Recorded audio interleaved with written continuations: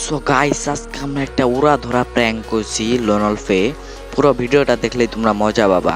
তো ভিডিওটি শুরু করা যাক। Scooby Doo, pop pop, yeah, boom boom boom boom boom, yeah, boom boom boom boom boom, yeah, boom boom boom boom. আসসালামু আলাইকুম গাইস, কেমন আছেন সবাই? আজকে একটা উড়া ধরা নুক প্র্যাঙ্ক হতে চলেছে।